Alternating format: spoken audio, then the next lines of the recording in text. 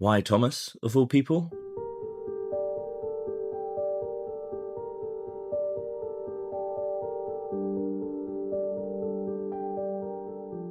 Well, it's an interesting story, right? One that so many of us live amongst, that so many of us are deeply affected by. We all have unique stories that were only made possible by Thomas Holloway, even if on the surface they have nothing to do with him. We all kind of carry its torch, you know. That's a pretty consequential story if you ask me.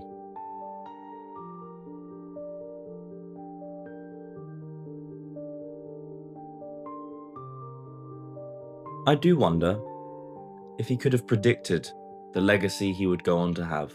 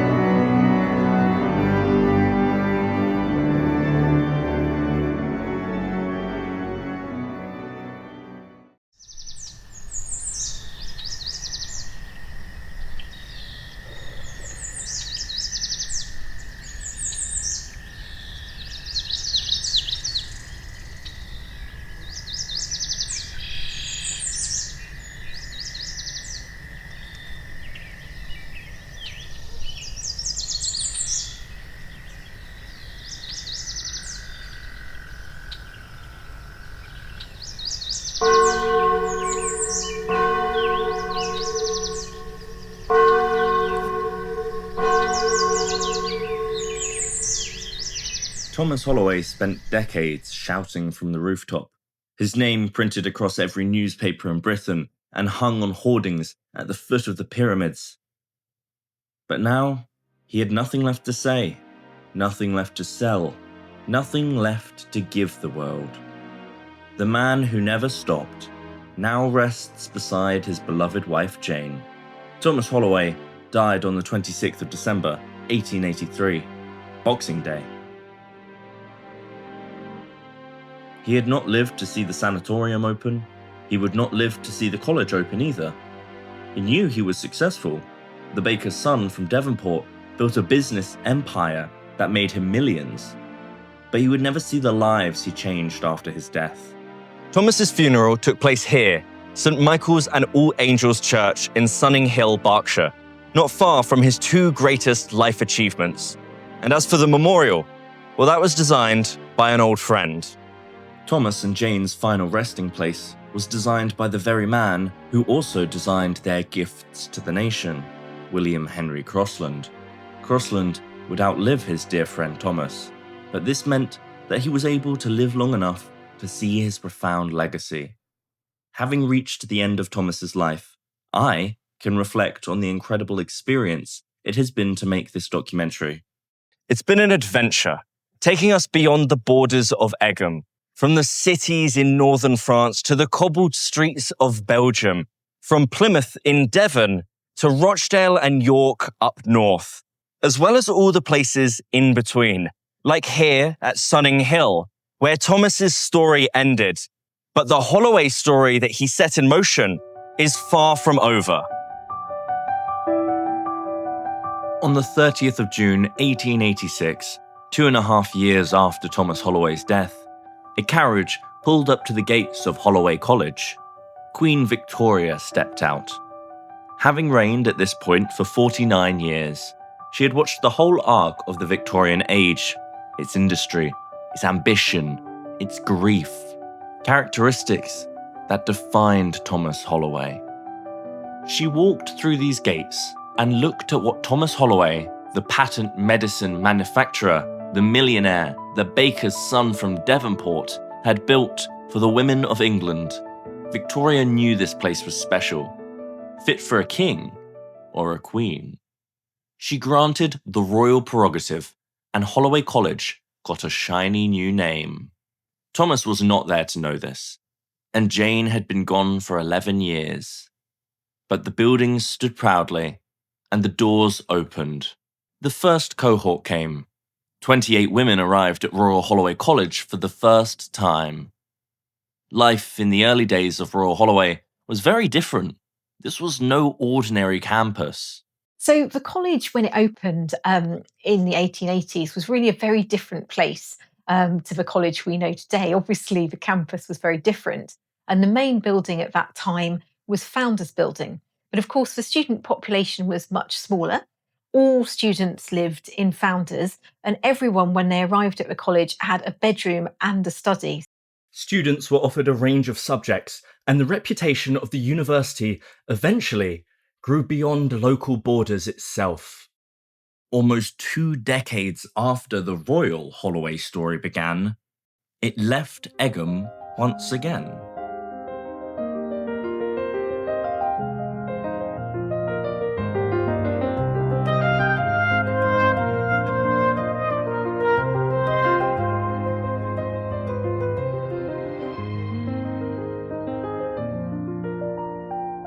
Royal Holloway, that ornate building on the Surrey hillside, designed by a Yorkshireman, inspired by a French chateau, and funded by a quack doctor, joined the big leagues and became part of the University of London.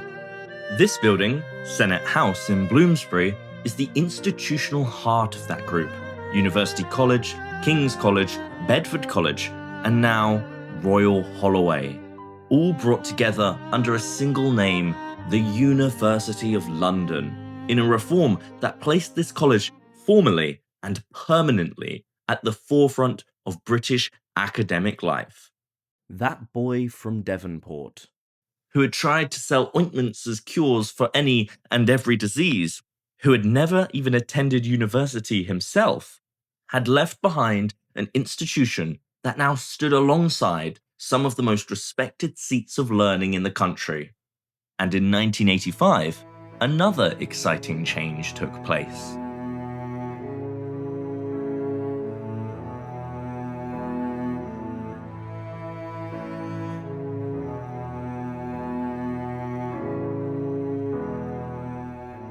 Royal Holloway merged with Bedford College, another great women's institution, founded on that same principle that education was not for men alone. With notable alumni such as the author George Eliot, who would even have an accommodation in Englefield Green named after her in 2017. But what was the fate of Thomas's other grand contribution?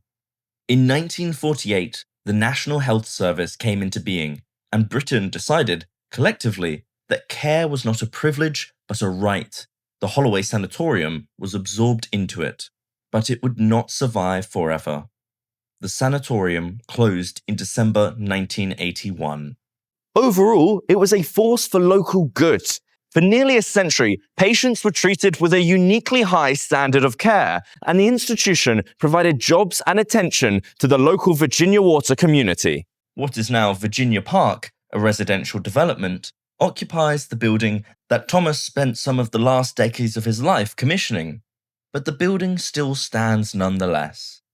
Crossland's stonework rises above the Surrey tree line, exactly as it was designed to, a Grade 1 listed monument, still standing proud after all these years, with stories from those who lived through its golden years being told by places like the Egham Museum, such as that of Joy Whitfield, a former nurse at the sanatorium.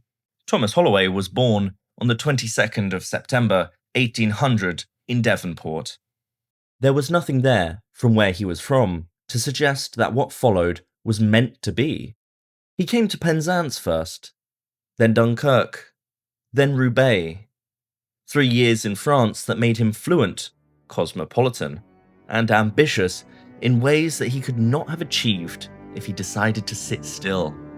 And it was at Ypres that Crossland looked towards with inspiration. He saw the sanatorium before it even existed. He took the very soul of this building and carried it across the Channel and up the Thames to Surrey. But it was up north in Rochdale that Crossland first showed the world what he was capable of, a marker of his ambition and that same insistence on beauty for those who were not always expected to expect it. And London, of course, where Thomas arrived with nothing but an idea and a talent for making people believe in it, where he put his name on a jar, gambled, won, then lost, then came back and tried again. He wasn't always successful. In fact, at the height of his ambition, when facing up against Felix Albinolo, his old hero, Thomas was sent to prison for failing to pay his debts. A cold, isolated time, whilst the heat of the world carried on throughout his cell window. But Thomas did not give up. He carried on and established the legacy of which we all benefit from today.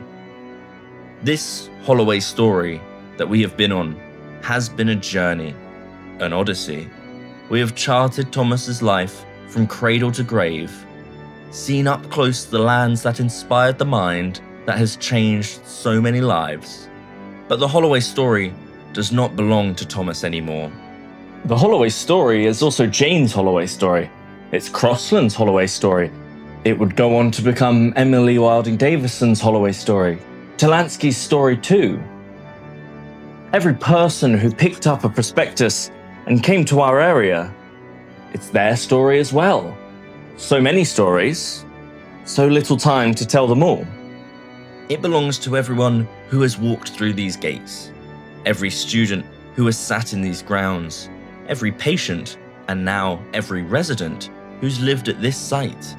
It belongs to the local community, a vibrant town that's seen episodes of the past which would go on to change the world.